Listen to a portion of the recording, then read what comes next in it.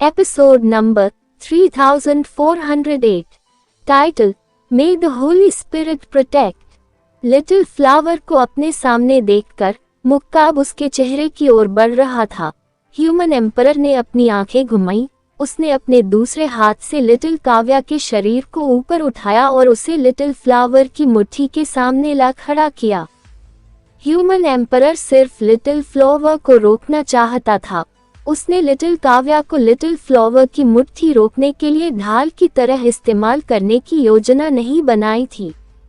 किसे पता था कि लिटिल फ्लावर का मुक्का रुकने वाला ही नहीं था। उसने लिटिल काव्या के पेट पर वार किया। लिटिल काव्या का पेट सफेद रोशनी से चमक उठा। लिटिल फ्लावर के शरीर पर किसी फरिश्ते की परछाई सी छा गई। उस मुक्के के साथ मुक्का लिटिल काव्या के शरीर के आर पार हो गया। पेंग! ह्यूमन एम्परर ने लिटिल काव्या का हाथ पकड़ लिया। उस पर एक जबरदस्त शक्ति का प्रहार हुआ, जिससे वह थोड़ा पीछे हट गया। मैं तुम्हें बताना भूल गया कि मेरे सुपर गॉड स्पिरिट बॉडी का नाम होली स्पिरिट प्रोटेक्ट है। मेरे विश्वास की तरह ये भी दूसरों की रक्षा के लिए है। लिटिल फ्लावर ने अपनी मुट्ठी वापस खींच ली। उसने लिटिल काव्या की ओर देखा। लिटिल काव्या का स्पिरिट बॉडी एक सुपर गॉड बॉडी बन गया था। होली स्पिरिट के साथ मिलन के बाद वह तुरंत बड़ी हो गई। एक छोटी बच्ची से वह एक वयस्क महिला बन गई। उसके पंखों का पिछला भाग शानदार ढंग से फैला हुआ था। उसके सफेद लंबे बाल आत्मिक प्रकाश के झरने जैसे थे, जो झरझर कर हर चीज पर अपनी चमक बिखेर रहे थे। वह बहुत पवित्र लग रही थी। तुम्हारी हिम्मत कैसे हुई मेरे बड़े भाई लिटिल फ्लावर को धमकाने की? मैं इसके लिए तुम्हें मार डालूंगी। लिटिल काव्या का शरीर बड़ा हो गया था, लेकिन उसके विचार नहीं बदले। वह अब भी पहले वाली लिटिल काव्या थी। लिटिल फ्लावर की पवित्र आत्मा की सुरक्षा केवल सुरक्षा के लिए थी। यह उस व्यक्ति के व्यवहार को नहीं बदलेगी जिसकी रक्षा की जा रही थी। ये केवल उनके विश्वास और उनके मन के संकल्प को मजबूत करेगी। इससे कोई फर्क नहीं पड़ता कि जिस व्यक्ति की रक्षा की जा रही थी उसका मन अच्छा था या बुरा, वे किसी भी तरह से सुरक्षित रहेंगे। ऐसा इसलिए था क्योंकि प्रेम का अस्तित्व तब भी बना रह सकता था जब कोई व्यक्ति अच्छा हो या बुरा। ह्यूमन एम्परर ने गुस्से में लिटिल काव्या की ओर देखा। वह कुछ कहना चाहता था, तभी एक आत्मा की ज्योति चमक उठी। लिटिल काव्या पहले से ही उसके सामने थी और उसकी मुट्ठी उसके जबड़े पर लगी हुई थी। बूम! ह्यूमन एम्परर का शरीर मानो उड़ता हुआ रॉकेट हो। उसने खूब खून खांसा और उसकी आत्मा बुरी तरह हिल गई। वह बहुत टूटा हुआ इंसान बनने वाला था। ये कैसे मुमकिन है? ह्यूमन एम्परर अंतरिक्ष में उछल पड़ा। उसकी पुतलियां जितनी हो सके उतनी छोटी हो गईं।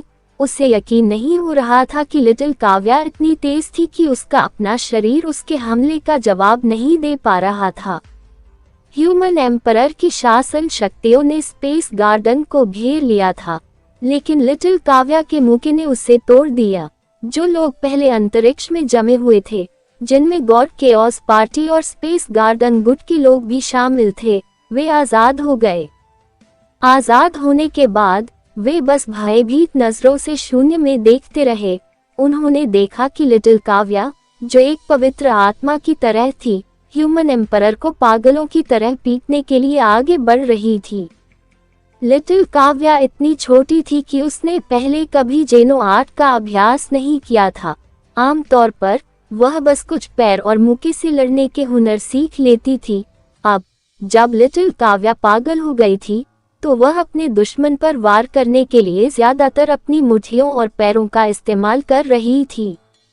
उसके हुनर बुनियादी थे, इससे ज्यादा बुनियादी हो ही नहीं सकते थे। वो सीधा मुक्का, हुक मुक्का और साइड मुक्का लगाती थी। सबसे बुनियादी उसके पैरों के हुनर इतने बुनियादी थे कि 3 साल का बच्चा भी उन्हें सीख सकता था। लेकिन इस तरह के साधारण मुक्के और पैर के कौशल अंतरिक्ष में ह्यूमन एम्परर को लगातार मार रहे थे, बिना किसी राहत के। ह्यूमन एम्परर के सिर और शरीर पर लिटिल काव्या की मुट्ठियां और पैर वार कर रहे थे। ह्यूमन एम्परर अंतरिक्ष में झूलती हुई एक मैट्रियोश का गुड़िया जैसा लग रहा था। उसका सुंदर चेहरा इतना कुचला और विकृत हो गया था कि वह सुअर जैसा लग रहा था। उसकी आंखें, नाक और मुंह से खून बह रहा था। कचचाक काले क्रिस्टल कवच जो पहले से ही जला हुआ था।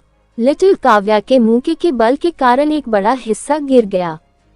सब हैरान थे। ये ह्यूमन एम्परर था जिसे वे देख रहे थे।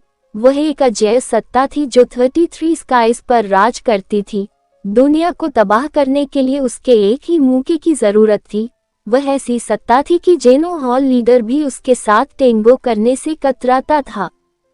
कोई भी विश्वास नहीं कर सकता था कि ह्यूमन एम्परर को लिटिल काव्या द्वारा इस तरह से बेरहमी से पीटा जा रहा था। ये हमारा नया लीडर है। इची ह्यूमन एम्परर को इस तरह पिटते हुए देख रहा था, लेकिन उसे अपनी आंखों पर विश्वास नहीं हो रहा था। हे भगवान, क्या वह सचमुच लिटिल काव्या है? कबीर मदान इतना हैरान हुआ कि वह चीख पड़ा। क्या लिटिल काव्या, वह मेरी गुड़िया ठीक है? स्पेस गार्डन इस घटनाक्रम से बहुत खुश था। ह्यूमन एम्परर जो हो रहा था उससे बहुत हैरान और क्रोधित था। उसने कई अलग अलग जीनो आर्ट्स का इस्तेमाल करने की कोशिश की।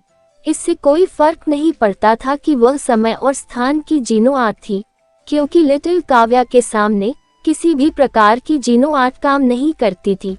उसकी शुद्ध और पवित्र शक्ति अपने रास्ते में आने वाली हर चीज को मिटा देती थी। सीधे शब्दों में कहें तो वह पूरी तरह से हिंसक थी। उसकी विशुद्ध शक्ति ने सब कुछ कुचल दिया। लिटिल काव्या जैसी शक्ति के आगे रिबूट क्लास की जीनो आर्ट्स भी बेकार थी। ह्यूमन एम्परर यूनिवर्स क्लास तक पहुंचने के लिए आधा कदम आगे बढ़ा चुका था। उसके पास कुछ यूनिवर्सल शक्ति थी, लेकिन फिर भी लिटिल काव्या की मुट्ठियों और पैरों से उसे परास्त किया जा रहा था। ऐसा लग रहा था जैसे वह यूनिवर्स की सबसे शक्तिशाली शक्ति ही न हो और वह बस कांच का ही इस्तेमाल कर रहा था। मुक्त हुई शक्ति ने उसकी आत्मा को झकझोर दिया। अगर उसकी आत्मा शक्तिशाली न होती तो साधारण प्राणियों की आत्माएं एक मामूली घूंसे से ही टूट जाती। असंभव। ह्यूमन एम्परर इस परिणाम को स्वीकार नहीं कर सका। वह कुछ वर्षों से ज्यादा समय से सोच विचार कर रहा था। उसने हर पीढ़ी के लिए शुद्ध ब्लड पल्स विकसित करने में बहुत मेहनत की थी ताकि उसका शरीर शुद्ध हो सके। वह अपने शरीर से हर खराब क्रिस्टलाइजर जीन को खत्म करने में कामयाब रहा था। उसके पास बस वर्ल्ड किंग गॉड और एंडरसन सैनी के शक्तिशाली जीन बचे थे। माना जाता था कि वह पूरी दुनिया का सबसे शक्तिशाली अस्तित्व बन गया है। अब उसे बड़ी बेरहमी से पता चला कि दो मिश्रित बच्चे, जिनके बारे में उसका मानना था कि उनके जीन्स खराब हैं, मिलकर एक ऐसी शक्ति छोड़ सकते हैं जिसने उसे सचमुच चौंका दिया। वह ये सब बर्दाश्त नहीं कर सका। उस असफलता को स्वीकार करना पिटने से भी ज्यादा मुश्किल था। जिन मिश्रित नस्ल के बच्चों के बारे में उसने सोचा था कि उनके जीन खराब हैं, वे बेहद मजबूत थे। उसके सालों का अभ्यास बेकार हो गया था। सब कुछ व्यर्थ था। ब्लड लीजन के लिए उसके सारे बलिदान व्यर्थ गए थे। नहीं, मेरा रास्ता सही है। मेरे जीन सबसे मजबूत हैं। मुझे बस वो कदम उठाना है। अगर मैं वो कदम उठाऊंगा तो मैं उससे ज्यादा ताकतवर हो जाऊंगा। ह्यूमन एम्परर की आंखें बैंगनी हो गईं। उसने अपने शरीर को थामे रखा था जिसे लिटिल काव्या पीट रही थी। उसने अपनी पोजीशन बदली। लिटिल काव्या का शरीर बहुत मजबूत था, लेकिन वह अभी बच्ची ही थी। उसका दिमाग ह्यूमन एम्परर जैसा नहीं था। ह्यूमन एम्परर की छाती पर एक घूंसा लगा। ऐसा लगा जैसे कुछ टूट गया हो। उसकी छाती के अंदर एक खूनी छेद हो गया। उसका मजबूत शरीर लिटिल काव्या के मुंह का सामना नहीं कर सका। अंदर का सीना और दिल नंगा था, सब खून से लथपथ था। जब लिटिल काव्या ने ये देखा तो उसे सदमा लगा। वह तो बस एक बच्ची थी और उसने पहले कभी किसी को चोट नहीं पहुंचाई थी। उसी क्षण ह्यूमन एम्परर का शरीर गायब हो गया। अरे नहीं! लिटिल फ्लावर ने सबसे पहले प्रतिक्रिया दी। वह रूही की ओर दौड़ा, लेकिन उसका पवित्र आत्मा शरीर लिटिल काव्या के साथ मिल गया था।